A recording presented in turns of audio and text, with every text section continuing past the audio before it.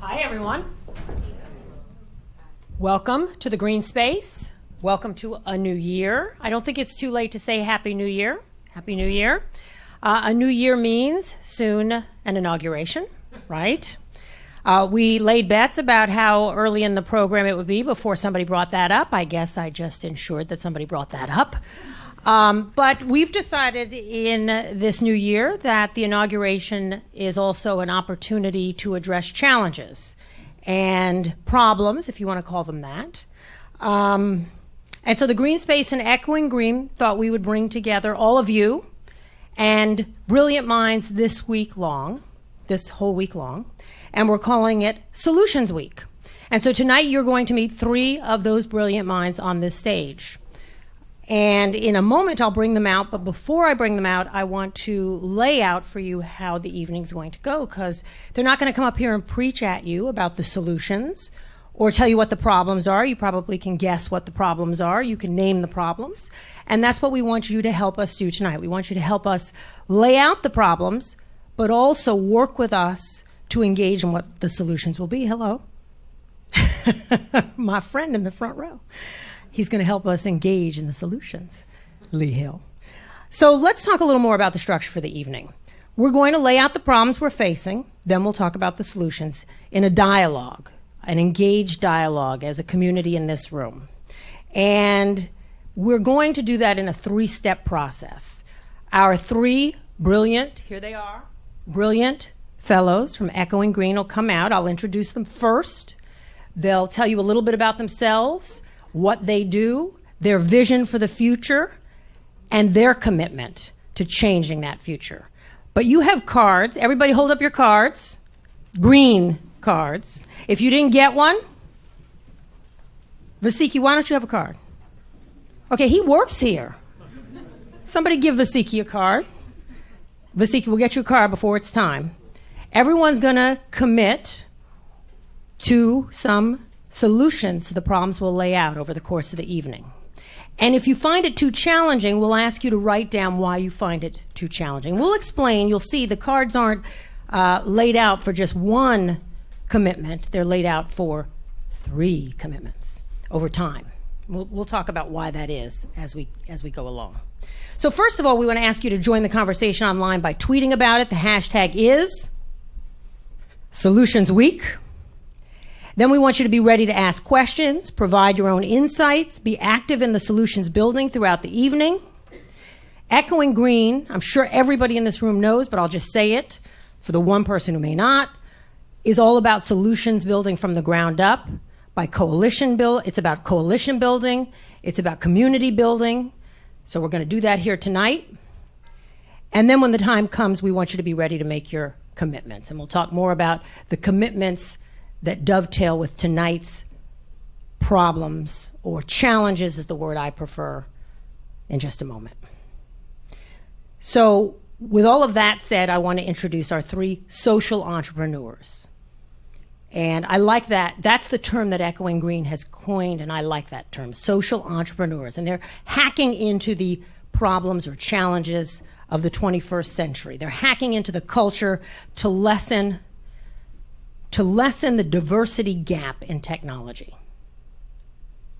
They're hacking into the culture to build greater racial equity in skills and employment in the technology industry.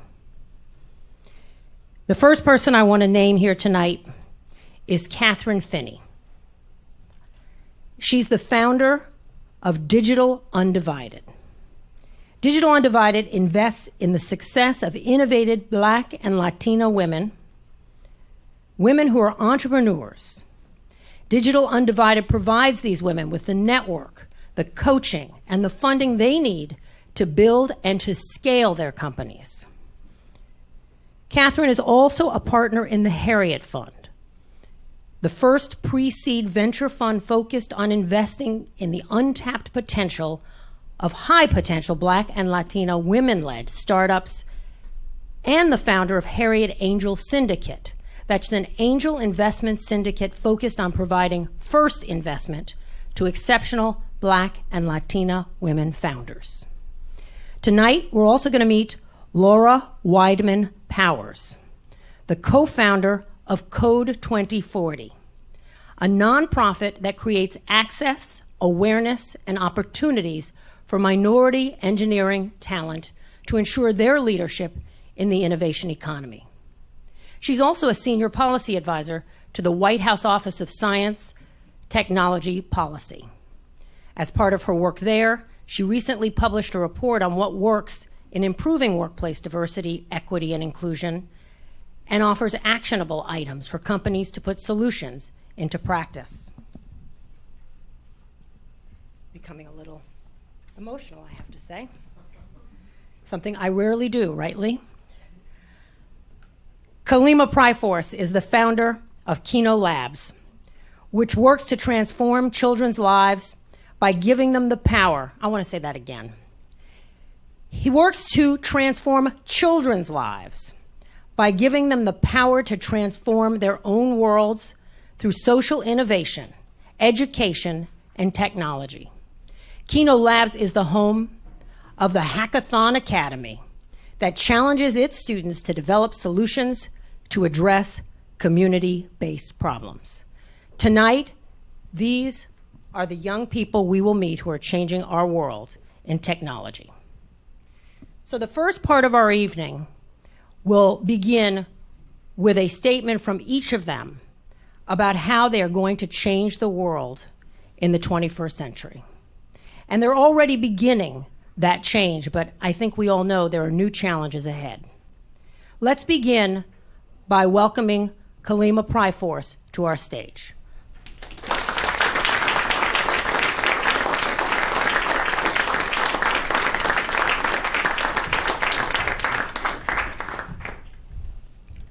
And we're going to ask each of our fellows to answer this question.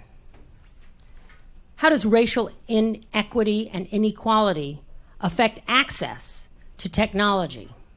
And as we discussed earlier, we're just setting up the problem. We'll get to the commitment to change and solutions in the next part of our program.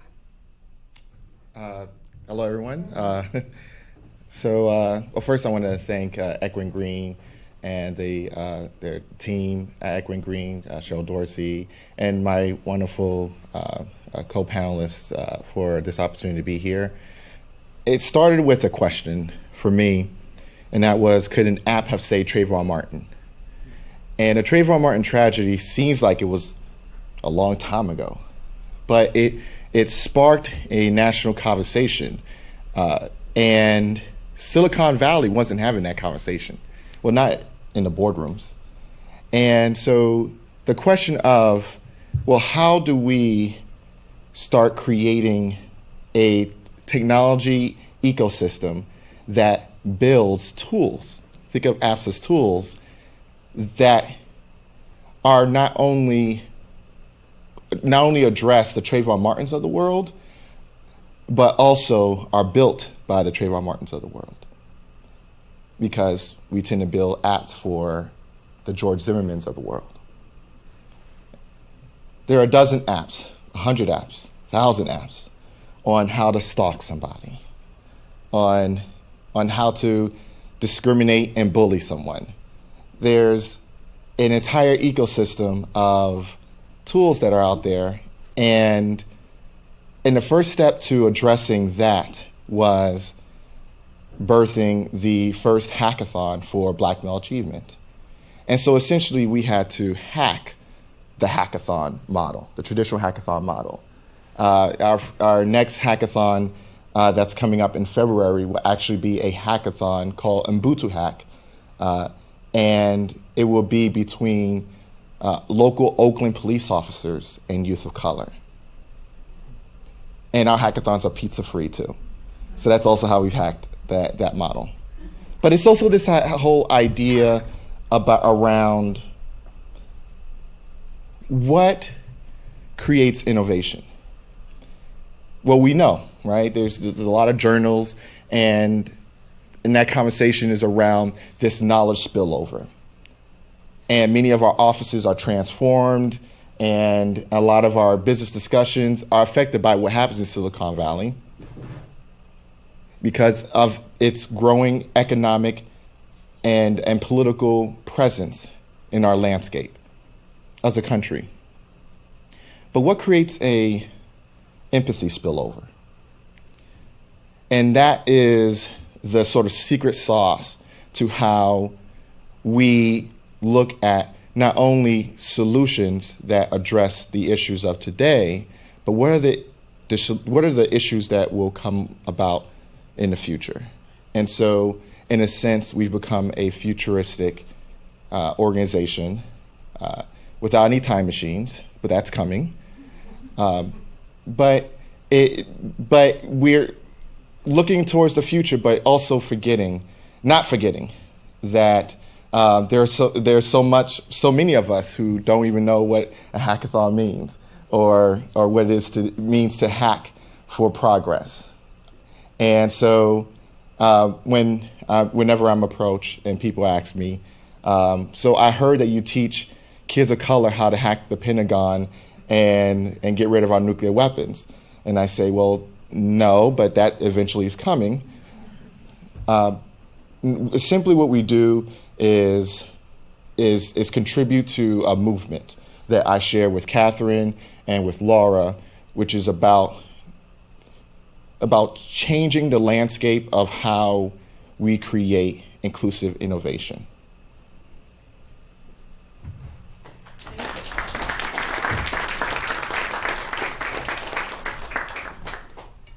And Kalimah, I'm going to bring our next two fellows out in just a moment, but how did you find your way to Echoing Green? Or did they find you? So, Echoing Green was this sort of ivory tower, city on the hill achievement that I applied 3 times, and I finally got it the 3rd time. And I remember during the interview process, and don't steal this technique, I'm just saying, they're ready for it now. During the interview process, I told them, I said, well, if it doesn't work out, I'll be back next year. And they were really impressed by they were really impressed by this ability for me to sort of prevail and traverse obstacles that's evident, of course, in my life. But it was also that I began to speak their language, that the whole coding environment of the whole teaching kids to code was still very new. And so I was willing to be able to just sort of hold their hand through the whole thing and say, hey, this hacking thing is real. And soon it will be a household conversation as to what are we doing with computer science education? How are we training more of our youth and our college students how to get into this workforce? We're lucky to have you. Thank you. All right, we're going to bring out our next fellow, and that is Laura Weidman Powers. Laura, come on out.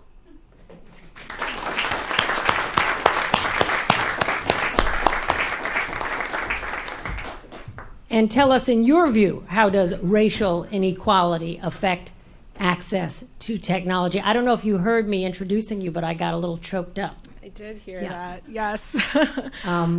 We can talk a little bit more about that later. Give us your vision. So I think the thing that I kind of realized through working in tech and learned through running Code 2040 is that when we talk about diversity in technology, what we're really talking about is the economic equity lens or lane of the 21st century civil rights movement. And that is what Code 2040 is about. How do we close the economic gap that we see for Black and Latino communities? And this is the reason that tech is, I think, the key or the linchpin here is sort of twofold. Tech is both a means to an end and the end in and of itself. When we started working on Code 2040, one of the things that we realized is that if you look at the number of Black and Latino students who are graduating from college or university with a degree in computer science qualified for the jobs that are out there, it's about 18%. But if you look at the tech workforce in most of the major companies that you hear about or read about, their tech workforce is about 4 to 5% Black or Latino. So folks are being shut out from actually building these technologies that shape the world around us. And this is an issue not just because it's a series of great jobs and opportunities. If you look at the average salary of a tech worker, it's more than the median household income of a Black family and a Latino family combined. So you start to think about what it means for a family or a community when people of color actually have access to these jobs. But you also look at what these companies are building. And increasingly, the way that we communicate with one another, the way that we learn information, the way that we share information is all brokered by technology and these platforms. And right now, the people who are building those platforms and making those choices about how we get access to information, what shows up when we log into a service, they're not people that reflect the communities, not even the communities that are accessing the information, much less the country as a whole, the world as a whole. And so as these tech companies increasingly create these sort of rules of engagement for society, ensuring that we have people from all backgrounds building is critically important. And it's not just about the companies that exist already, it's also the opportunity to found and grow new companies. So, and I'm sure Kathryn will talk about this, but if you look at the numbers around venture funding, about 1% of venture capital goes to companies with a Black or Latinx founder. And that means that the folks who are getting a chance to actually build new solutions to new problems are a largely homogenous group. And we're not actually solving problems that reflect the full breadth of issues that society is facing. So it's not only about the chance to kind of build great solutions to problems, build great products. It's about access to really where the economy is going. Increasingly, when you talk about tech roles or tech jobs, we're actually not talking about a sector. We're starting to talk about the entire economy. And so the more that folks are shut out from getting access to jobs or being able to start companies that are tech-led or tech-enabled, the more they're actually being shut out from the economy as a whole, and we risk actually further entrenching the economic issues that we've seen so far.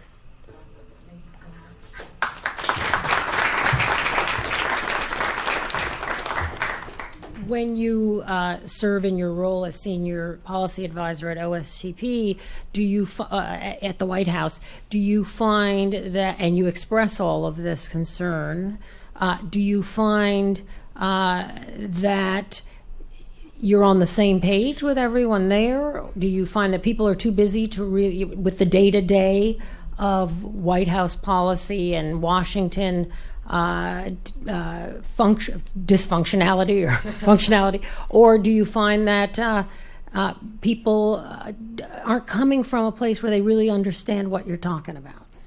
I honestly, coming from Silicon Valley, where a lot of my time was spent having conversations that are often relatively baseline conversations about kind of what the issues are and what we need to do about it. And showing up at the White House, I was totally floored by how deeply passionate people were about this issue and how fully engaged they were. I never needed to explain to anybody why this was important. The question was always, hey, can you come advise me on this thing that I'm doing over here so I make sure I'm doing it in the most inclusive way? Okay. Or do you have any thoughts on this? And, you know, I give a lot of credit. I work directly with Megan Smith, who's the U.S. Chief Technology Officer, and she invited me to come join her team at the White House specifically because there was so much demand for additional expertise around these issues in the building.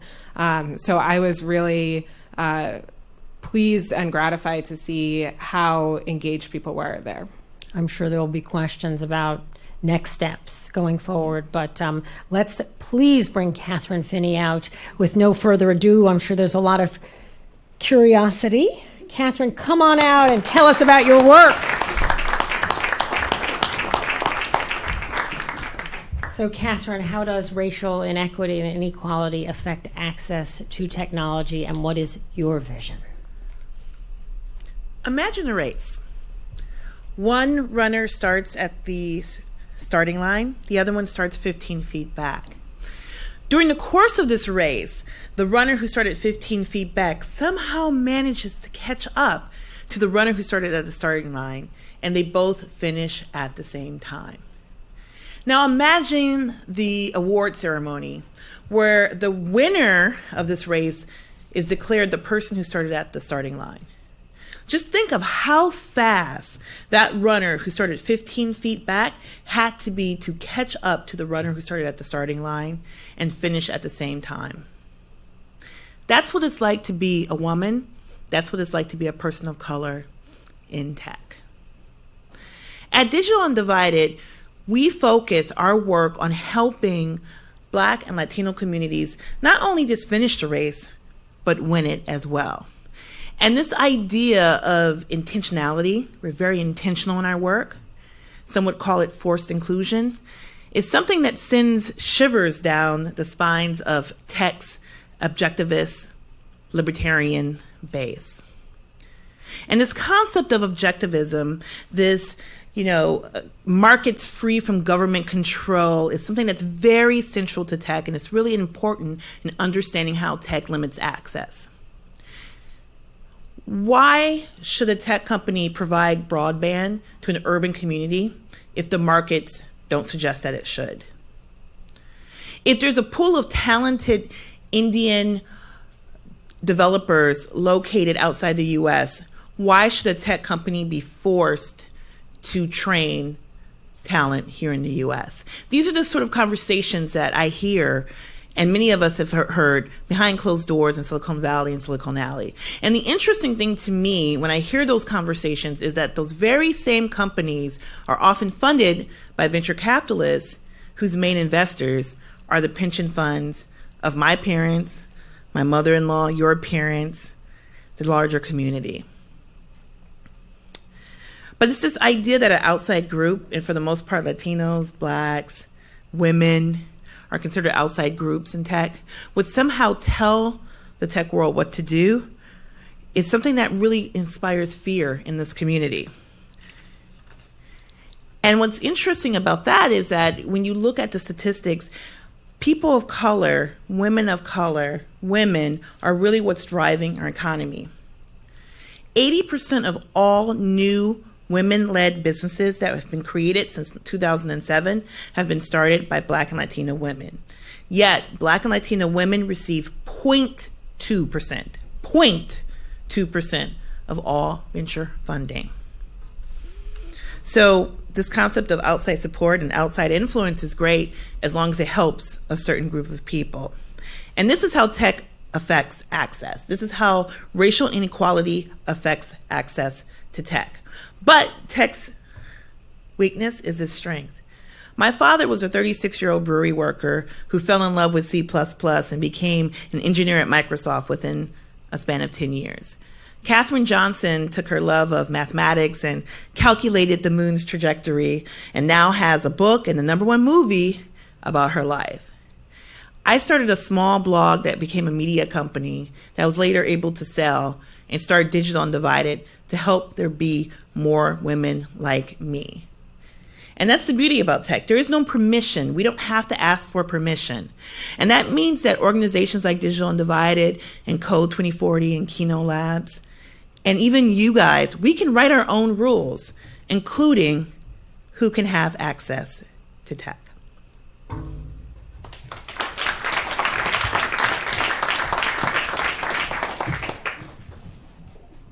We can write our own rules.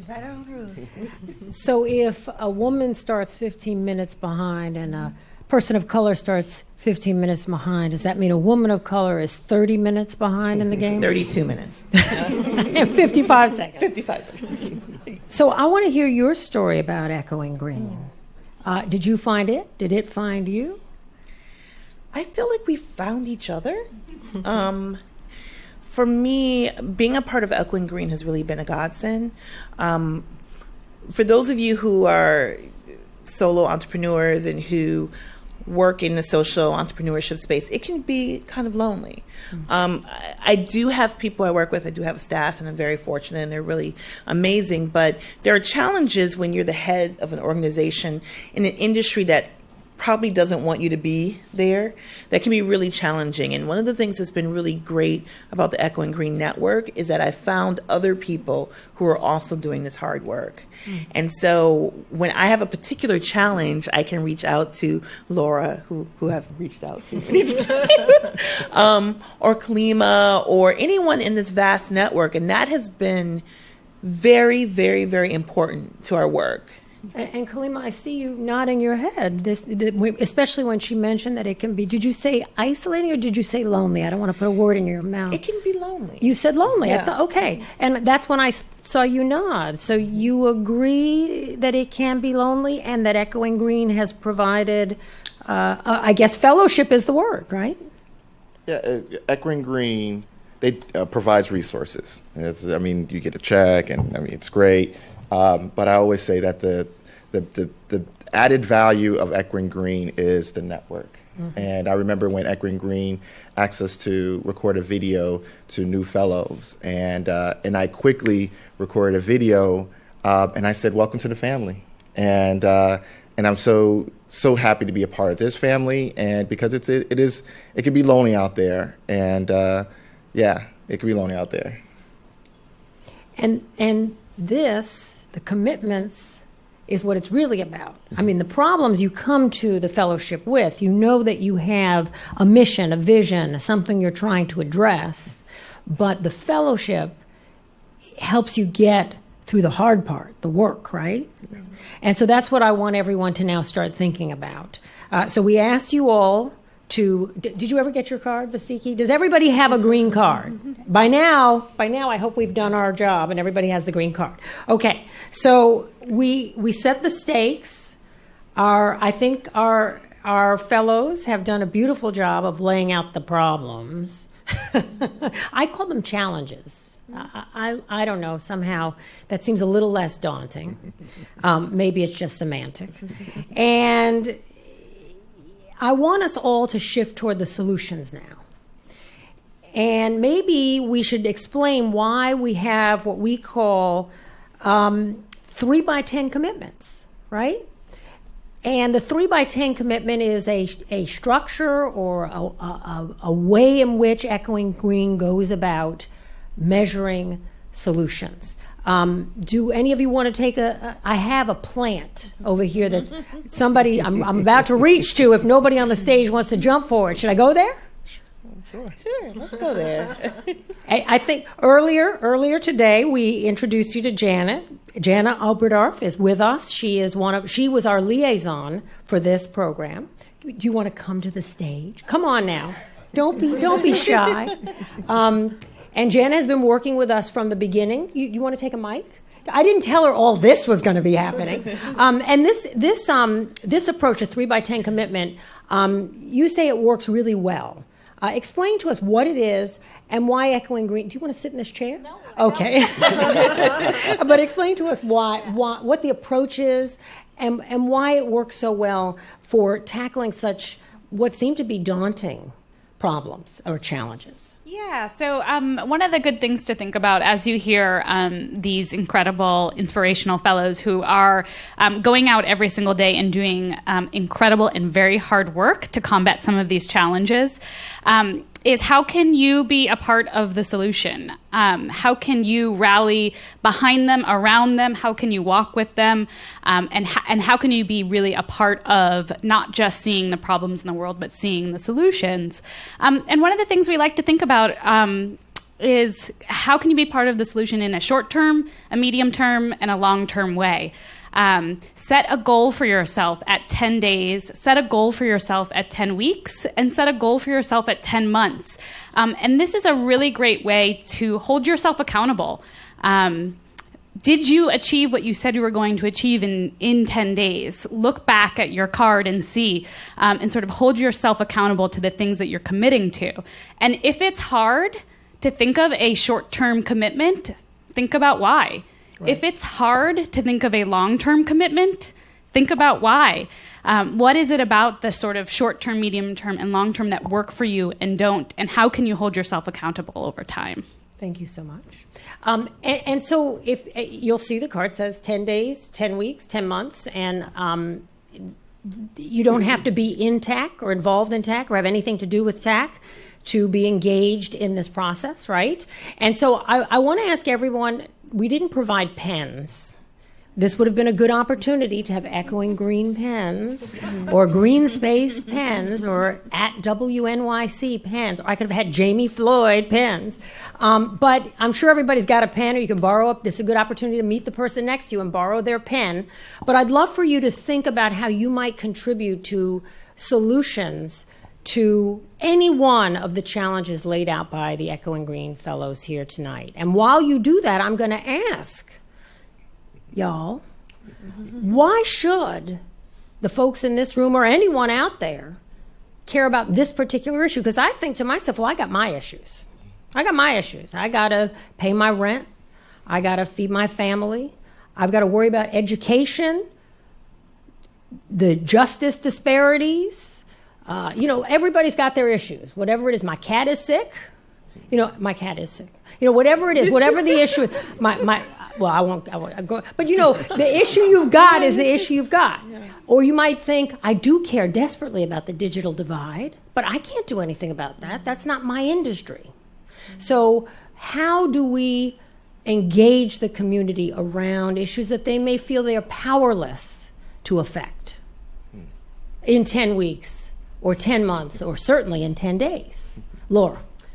Well, so I think I did my exercise slightly wrong, but it's actually sort of an answer to your question. Wait, you wrote on the card incorrectly? I believe I did. Oh my God. Yes. But it's okay because I think it answers your question. So I think to your point about everyone having their own issue or thing they care about, that's fine, that's great, and that's actually really important. Having a diversity of things that we want to impact is critical. The key is that you're actually choosing something and creating impact, and kind of stepping out beyond yourself, I would say on a daily basis. And so I think there are ways to get involved with each of our organizations, and if that is interesting and exciting to you, I'm sure we'd all be happy to share more about that. And there are ways to start your own organizations or just to show up. One of the things that I jotted down was in sort of the midterm, just think about how you can show up and be visible for a cause that you care about, either physically or digitally. There are a lot of ways to amplify issues online. There's a lot of spaces that you can show up in like this. There are, protests that you can go to. There are causes you can donate to, but showing up physically, digitally, and financially is something that I think everyone can commit to doing in some way, shape, or form. And then I actually was asked a question when my first day actually at the White House. I was walking around and meeting my team, and someone was like, "Oh, cool, nice to meet you. What's your superpower?" And I was like, what? I didn't realize I had to have a superpower to work here. But it actually, I think, is a useful question to think about as you're thinking about kind of what kind of impact you can make as an individual. Because some things, we can all write a check. Money is fungible. But there are things that you're particularly good at that maybe you're better at than most other people in the world. And those, being able to identify what that is for yourself and leverage that is where you can start to make a real big change. So what's a superpower? Okay, so I actually have an answer to this now because I've had some time to think about it. But I think my superpower is identifying a really tangible, programmatic intervention to a large, intractable societal problem. So what's like a high leverage thing that you can do that will start to move the needle on something that seems overwhelming? That's a good one. That's a good. It's good. There are other ones that I wish I had too, but it's pretty good. So you've identified other superpowers that you don't have, Yes. that other people have. Yes. So you just need to get together with those other superheroes, Yes. like Justice at League. Echo and Green. That's right. Exactly. Social justice. That's what League. they Yeah. do at Echo and Green. Yeah. Do you know your superpower? Yes. Oh, you can't reveal it because you'd have to kill us. Well, it's interesting. I think that the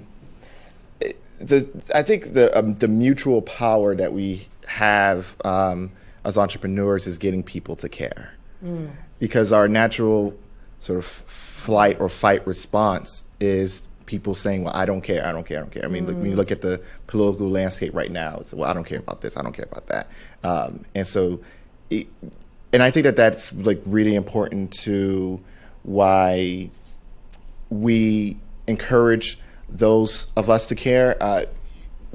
For example, my job is to get police officers in Oakland to care enough about the community to want to be a part of this experience where they're putting their badges and their guns are checked at the door, and they're in plain clothes, and they are actually at a level playing field with the youth who they'll be coding and developing apps with. Or in Albuquerque, New Mexico, working with the Native youth community, hitting the Native community to care about coding and developing apps. And so I think that that's something that, and my team, they what they love about me and also what annoys them is this eternal optimism that I have. Anyone who knows me knows that, I go, okay, it's bad, but there's something better and greater happening here. Look at the opportunity. And it comes from growing up in a group home, and where you're consistently isolated. It's there every day. And so you have this really interesting perspective of America. You have this really interesting perspective of this country, even though you're surrounded by poverty, you're surrounded by despair and abuse. Still, America never looked so beautiful, and so coming out of that system, that is still there in me. That it's important that. It's important that if a kid in a group home in Brooklyn during the crack epidemic can care about all of you, then what's stopping you from caring? Right. I get that. Okay, I'm coming to you for your superpower, Kathryn. But that gives all of you a chance to fill out your cards if you haven't. I'm hoping some of you will volunteer your commitments or at least have some questions for our panel. Superpower? You don't have to have one, or you don't have to share it. But if you do want to share it, we'd love to hear it. Well, I actually have two. I think the first one is I have an ability to see things that people don't know exist yet. You said that in the green room. Yeah. You said you can see into the future. But you were joking back then. Yeah, so my glasses are so bad I could see the future. But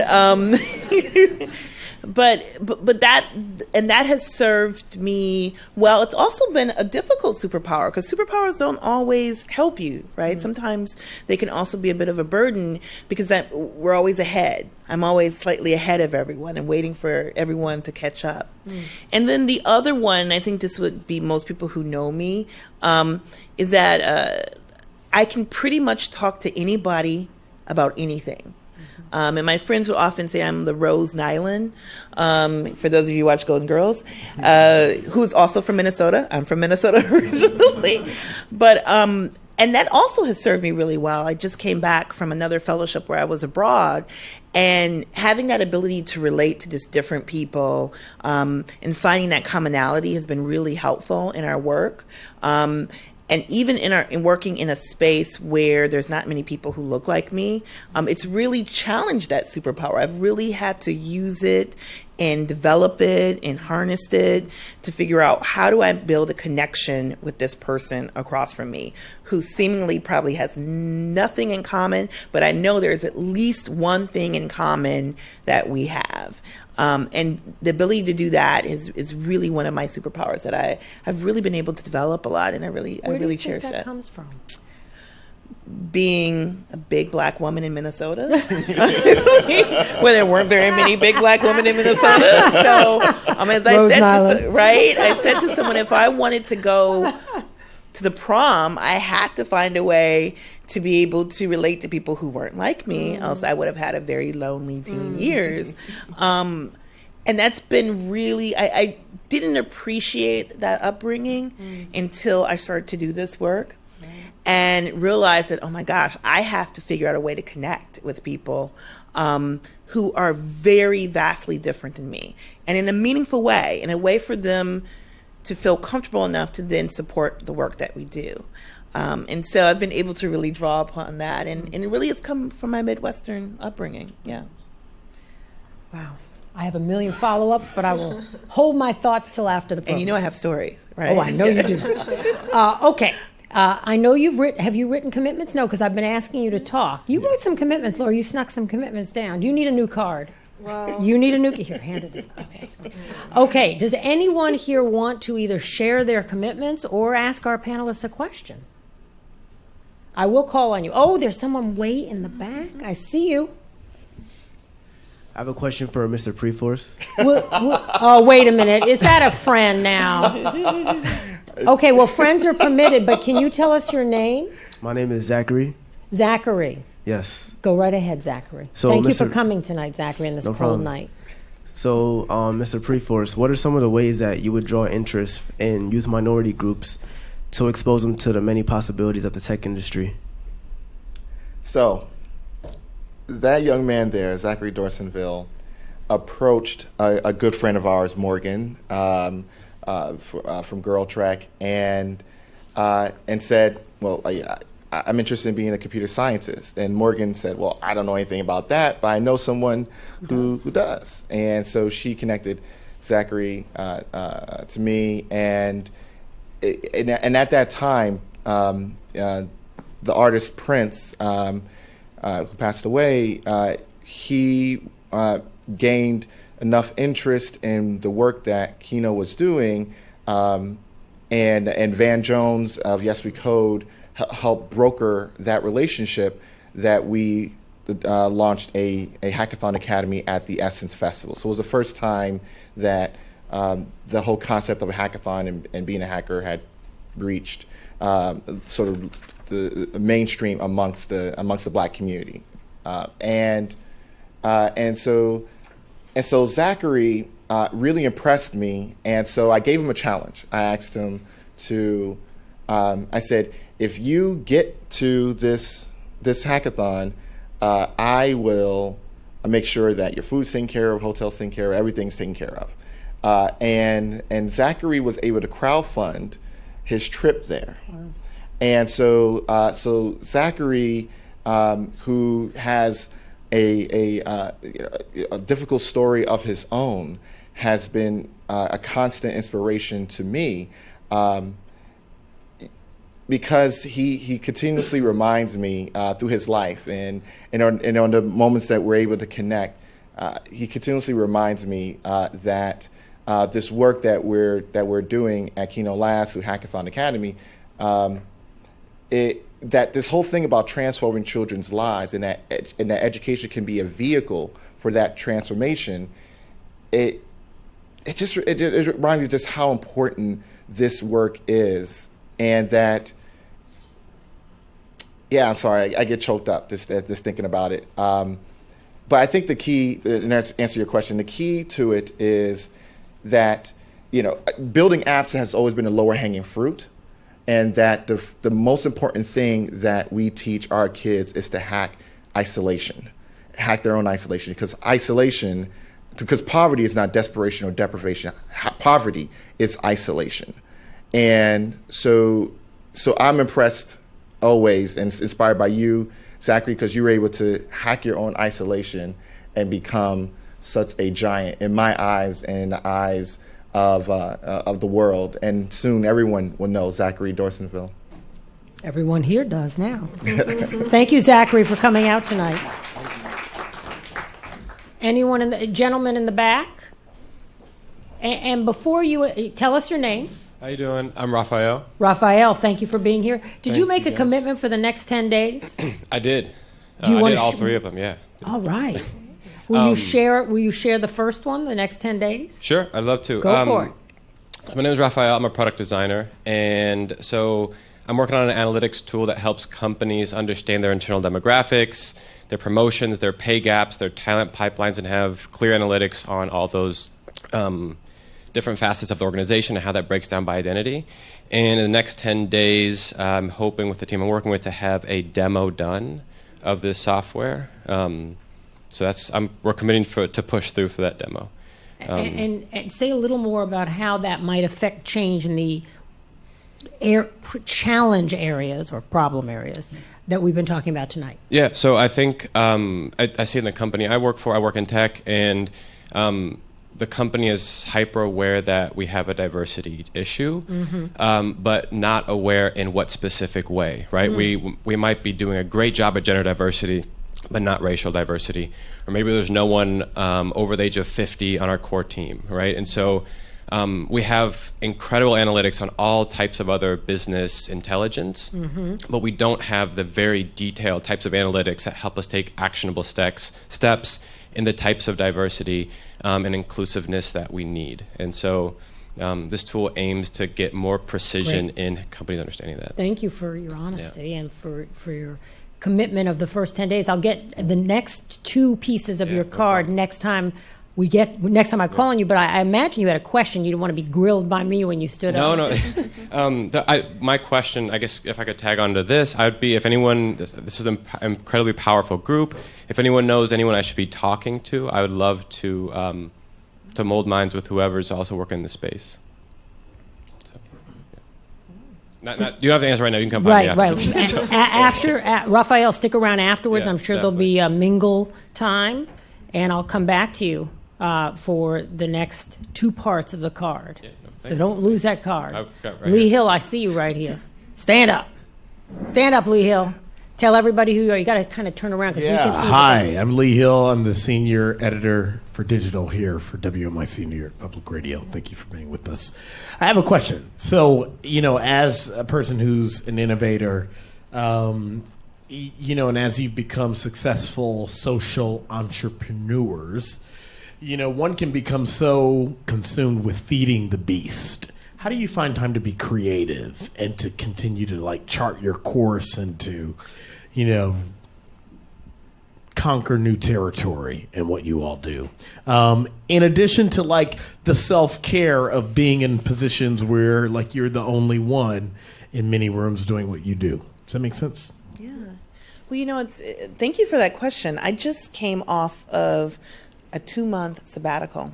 It was the first time probably in my entire life that I actually took some time off, which wasn't really time off. I mean, as much time off as I take.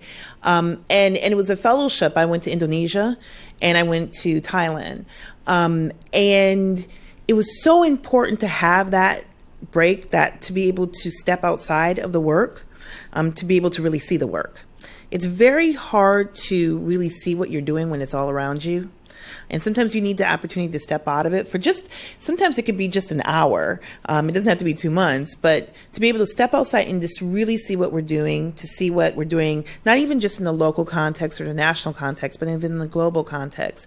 And that was incredibly, incredibly, incredibly helpful. And it rejuvenated me. I came back to the States feeling like I'm ready to go. I'm ready to do the work. I have the power to do it. I can do that now. It was also good for my staff to probably have a break from me for a little bit, but also it empowered them because it showed, we'll be all right if Kathryn's not here. And that was also really powerful. In terms of self-care, what I try to do is try to carve out time for myself, even if it's 5 minutes. I have a small child. So, and it can be very difficult to even have time to go to the restroom by myself. For those of you who've had small children or have small children, you know exactly what I'm talking about. But I have a closet. And like sometimes I just go in there for like 5 minutes. Wait a minute. I have you go in the closet? I go in the closet and I shut the door for 5 minutes. This is a closet in your house? It's in my yes. It's in my house. It's in my house, and it's in one of our bathrooms. So my son would have to like open 2 or 3 doors to get there, not just one, but 2 or 3. And by the time he opens the 3rd door, the 5 minutes are up. It takes him about 5 minutes to figure it out. But I give myself that 5 minutes each morning. And sometimes it's just to meditate. Sometimes I don't do anything but just sit on the floor in the closet and just stare. And it's really great to have that space to sometimes just veg out. If you have more time to meditate, I would definitely say start a meditation practice. That has been very helpful to me. But and then also I've swim.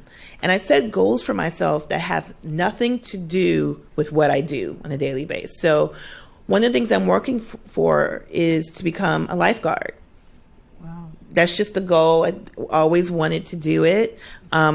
Doubt I'm going to be lifeguarding very much at the Y, but it's, it's a goal and it's something to work towards. It has nothing to do with what I do on a daily basis. And so when I go in the pool, I don't even think when I'm swimming. And I love that. It's like, I don't even think. It's the first time, I think, the first activity I found where my mind is not going, because my mind is always going.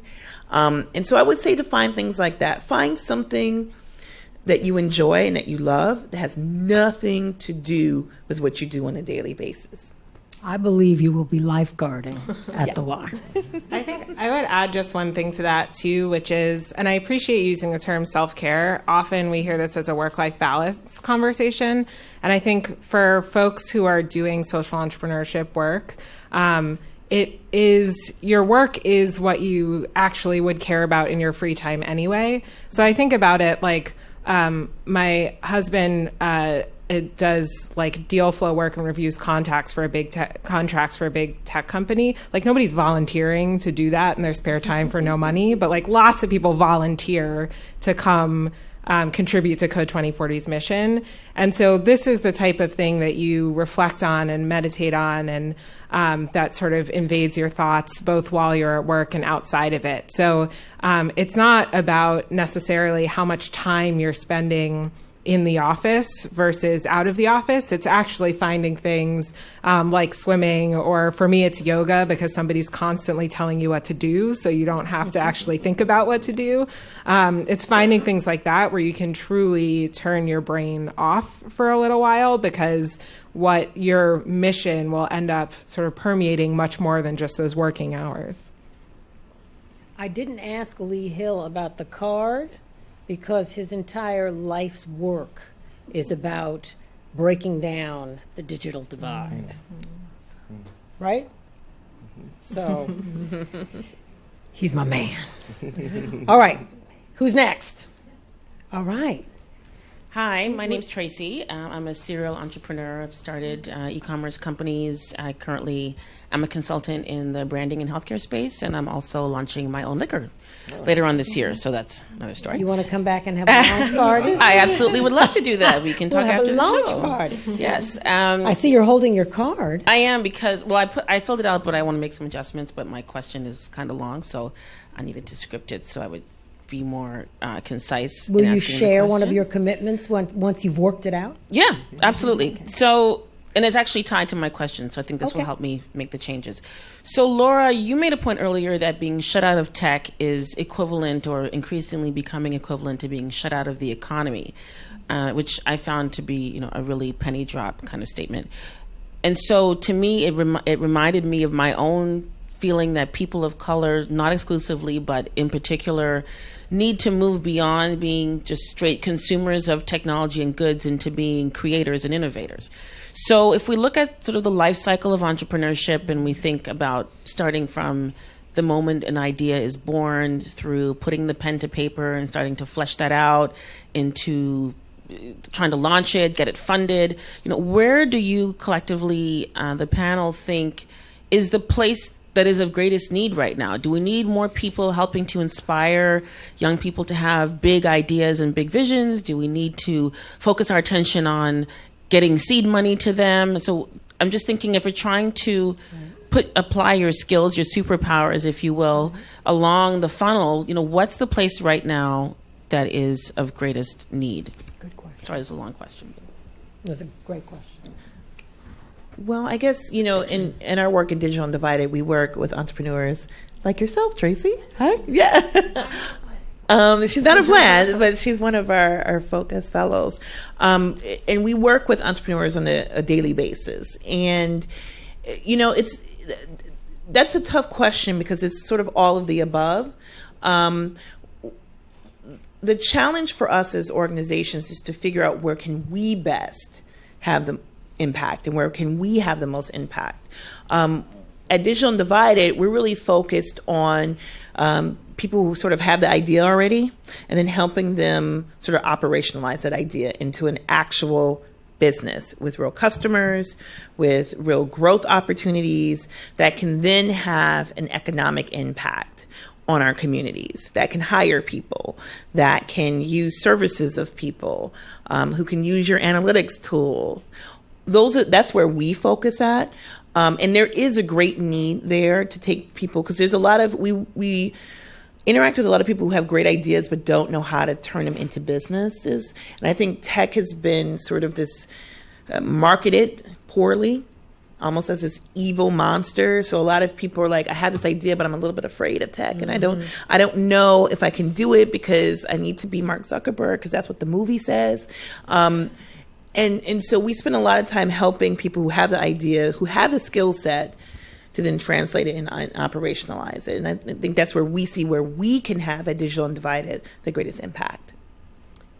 Laura, did you want to comment? Yeah, I would say, I think tying it to the superpower idea is right. And sort of to Kathryn's point, figuring out what it is that or you care about and how you slot into that. The thing that I would add is, one of the things that we looked at when we were starting Code 2040 was this idea of leverage. Where in the life cycle of a person moving through the tech ecosystem do we feel like we could have the most leverage with an intervention? And when you look at kind of the drop off from folks who are exposed to tech in some way, to folks who major in it, to folks who make it through the industry, and then who's retained and who bounces out, our logic was sort of there are some incredible organizations doing really important work around exposure and education early on. And if we don't fix the point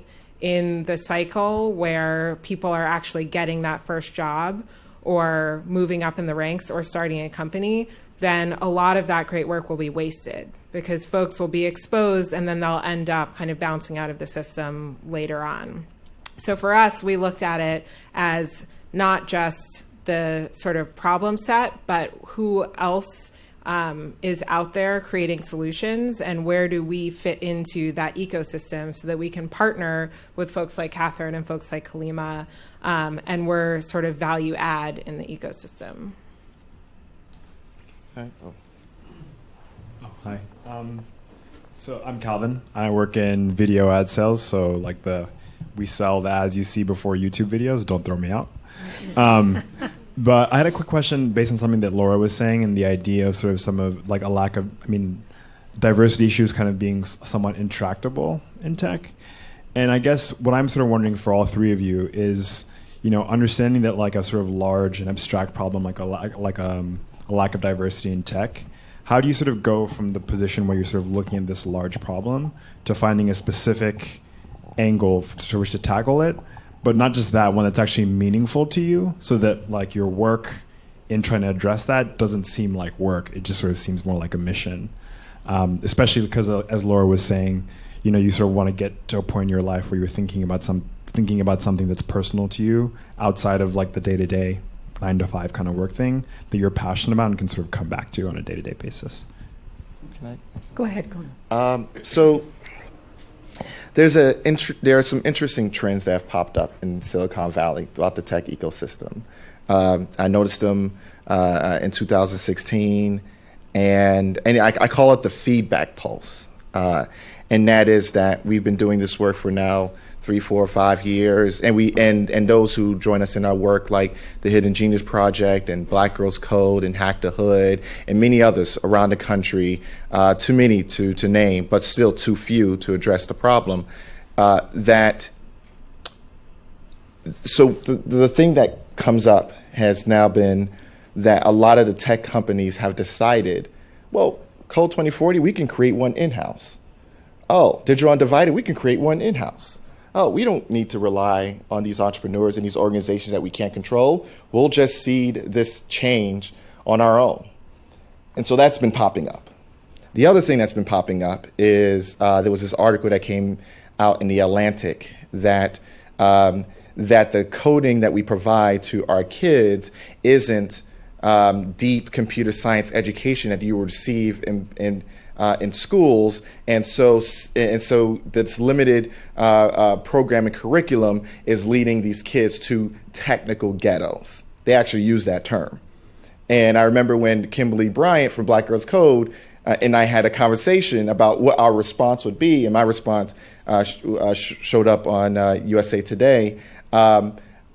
Because we're noticing that there's this feedback pulse that's happening. This is resistance to our push against the status quo, and now the status quo is pushing back. But I'm an optimist, and so I see some really great things happening. One really great thing that's happening, I'll mention two. One great thing that's really happening is that our work and the way we connect with one another, the way that if you notice that a lot of many of sort of entrepreneurs, minority-led startups, women-led startups, we have a level of sort of independence, and we're creating new language, and we connect with one another, which goes counter to the sort of libertarian objectivism that Kathryn mentioned, what I call the Nietzscheism that happens in a lot of tech ecosystem, right? And many of them are watching now, and I'm calling you out, which is, well, I got mine, you get yours.